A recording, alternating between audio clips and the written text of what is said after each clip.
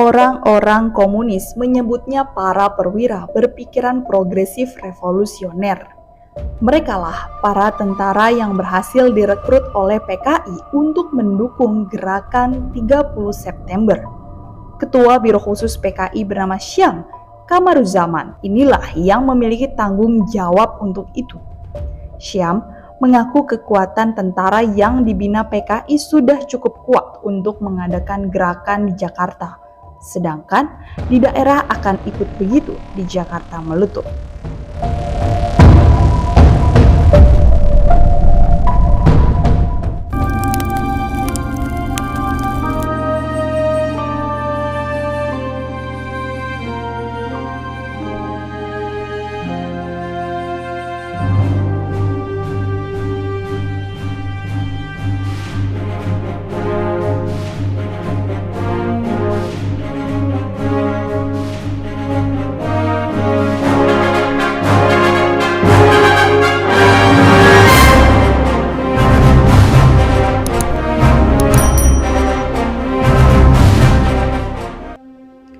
Dalam buku Dalih Pembunuhan Massal dari sejarawan John Rosa menuliskan kekuatan para pembelot yang dipimpin Letkol Untung Samsuri tersebut.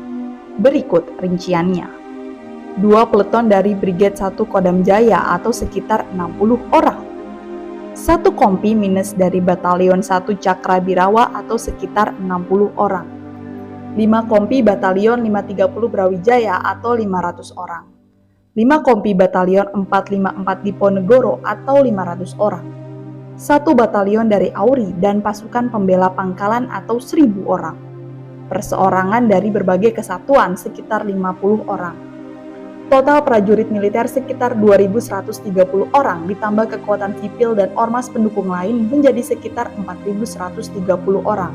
Letkol Untung membagi 3 pasukannya. Pasukan Pasopati atau Cakrabirawa dan Brigif bertugas menculik para jenderal. Bima Sakti atau Yon 454 dan Yon 530 bertugas mengawal kawasan Monas dan merebut RRI serta Telkom. Lalu, pasukan Gatot Kaca yang menjaga Lubang Buaya terdiri dari PPP dan sukarelawan. Untuk Batalion 530 dicatat bahwa mereka berhasil langsung diajak kembali bergabung oleh Soeharto. Bahkan Yon 530 langsung diajak ikut menumpas pasukan G30S. Sementara Yon 454 yang akhirnya bergerak ke Halim juga jumlahnya makin menyusut dan memilih meninggalkan komandan batalion dan wakilnya, sehingga kekuatan ini tidaklah sebesar di atas kertas. Jumlah pasukan yang ikut gerakan ini sangat kecil. Kodam Jaya punya 60.000 prajurit, 20 kali lebih banyak dari pasukan yang ikut G30S. Masih ditambah dengan pasukan RPKAD dan Kodam Siliwangi di Bandung yang hanya berjarak 7 jam berkendara dari Jakarta.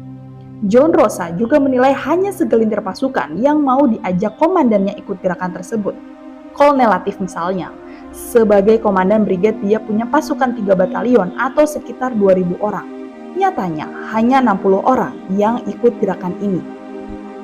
Begitu juga Letkol Untung, dari 500 anggota Yon 1 Cakrabirawa hanya 60-70 orang yang ikut memberontak. Seperti kata salah satu tokoh G30S, Brigjen Suparjo, Biro Khusus PKI nyatanya memang hanya omong besar. Mereka mengklaim kalau komandan batalion berhasil didekati maka dianggapnya seluruh pasukan akan ikut. Padahal kenyataannya tidak demikian. Selain para penculik, para tentara yang disiagakan di Monas juga bingung mau berbuat apa. Koordinasi saja tak berjalan dengan mulus. Gara-gara tak makan seharian, mudah saja mereka diajak Letjen Soeharto untuk bergabung dan balik memukul G30S. Maka, gerakan ini nyaris tak berhasil menjalankan misinya selain menculik 7 jenderal. Dalam waktu 24 jam, seluruh komando bubar tak beraturan. Gerakan gagal ini memberi angin bagi kekuatan anti-komunis untuk terus bergerak. Komandan Resimen Para Komando Angkatan Darat, Kolonel Sarwo Edi Wibowo mencatat sekitar 3 juta orang yang diduga terlibat komunis tewas dalam operasi militer.